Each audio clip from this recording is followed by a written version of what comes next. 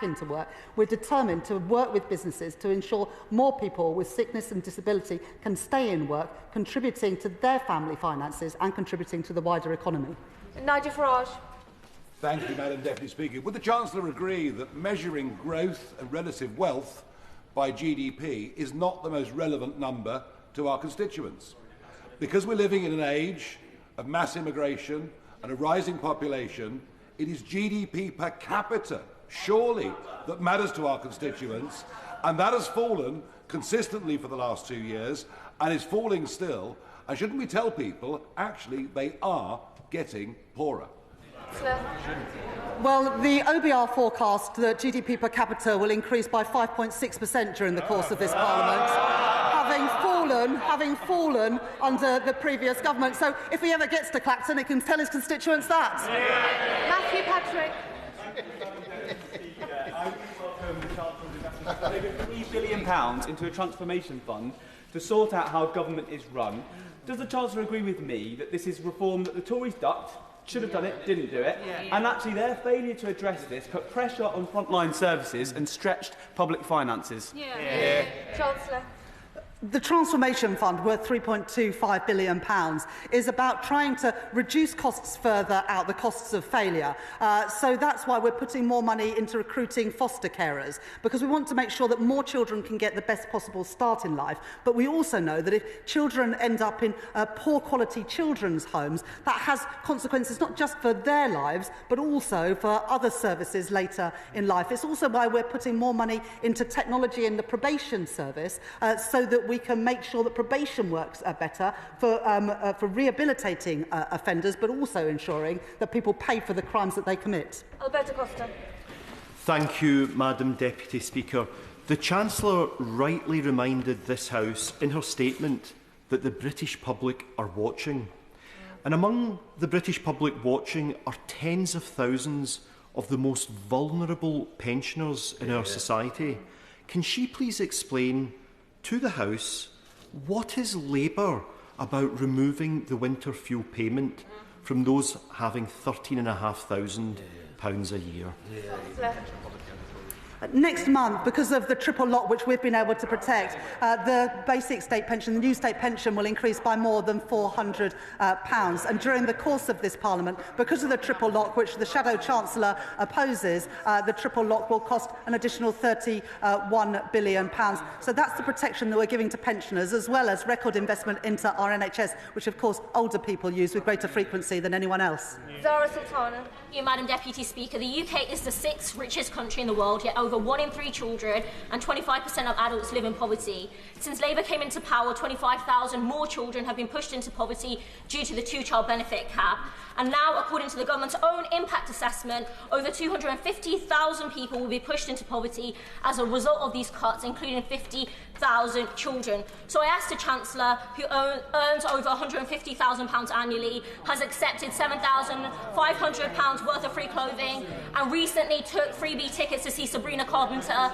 Does she think austerity 2.0 is the change people really voted for? There's nothing progressive and there's nothing Labour about pouring more money into a broken system. Under the changes that we're bringing about, we're going to help young people who are not in education, employment or training by giving them targeted support. And as I set out in the statement earlier, the OBR so far have not scored any of the Back to Work programme, which is the biggest Back to Work programme that we've seen for many, many years. They're going to do that work over the autumn. But we know that the best way to lift people out of poverty is to get them into good work, secure work, paying a decent wage. We're increasing the national living wage, so it will go up by £1,400 for someone working full-time from next month, as well as the Employment Rights Bill, which ensures that people will have security at work. That's the difference that this Labour government is making. Adrian Ramsey. Thank you, Madam Deputy Speaker. The Chancellor knows that our economy has been driven to the edge over the last 15 years, with ordinary people forced to bear the burden while a small minority have amassed extreme wealth.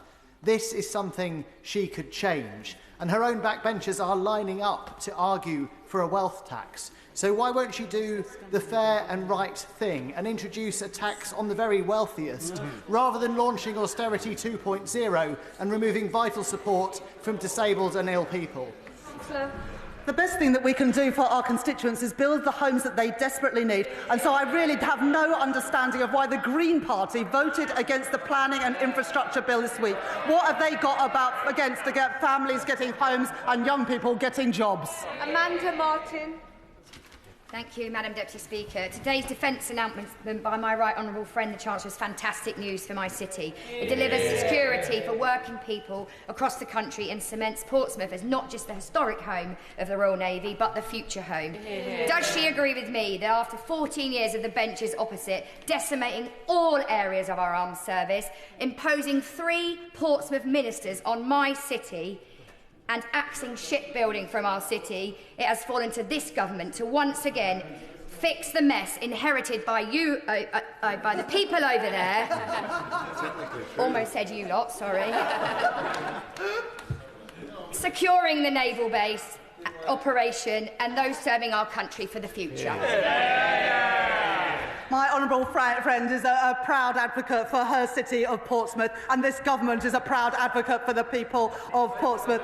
That's why we've put investment into the Portsmouth naval base in the spring statement today.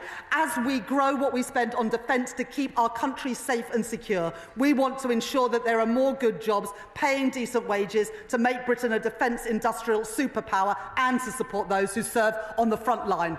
Wendy Morton. Thank you, Madam Deputy Speaker. Today, the Chancellor could have taken action to reverse the damage that she has done to constituents and businesses in my constituency and beyond, but she's failed. She's chosen not to do so. So what does she say to the pensioners, the farmers, the businesses, the charities, the hospices, and all those hard-working people who now face her huge tax rises?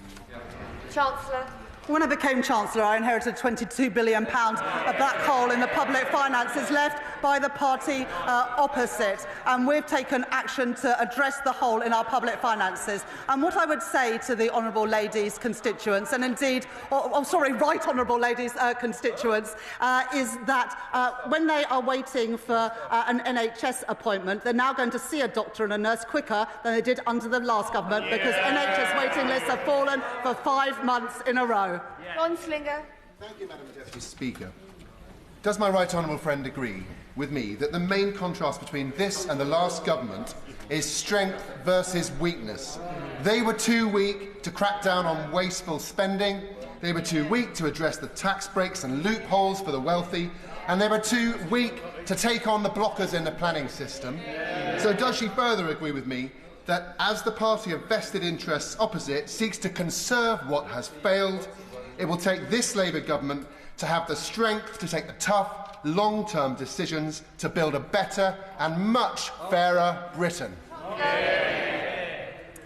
The OBR today have scored some of the planning measures that we've taken, which will mean that by the end of the Parliament, the economy is £6.8 billion bigger and will contribute £3.4 billion to our public finances and our public services. That's only possible because we are taking on the vested interests and getting Britain building, backing the builders, not the blockers. And we are the government who have increased spending, who are increasing defence spending to 2.5% of GDP. The Tories had 14 years and they failed to do that. We've done that in the first year of this Labour government. Josh Babarinde.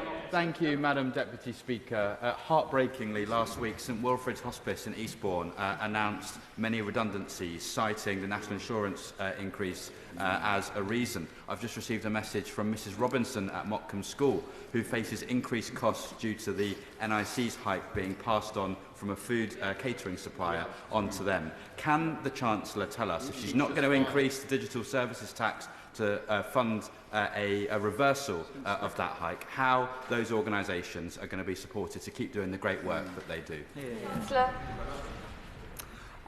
At the budget, we set out tax increases on the wealthiest and, yes, on businesses to properly fund our public services. And so when constituents in Eastbourne get to see a doctor or a nurse a little bit quicker, when they benefit from the breakfast clubs that we're rolling out, it's because we had the money to do so. So you can't back the increases in investment in our public services if you oppose the money to pay for it, including the settlement for the hospices. Nigel Farage. Thank you, Madam Deputy Speaker. I understand that this government is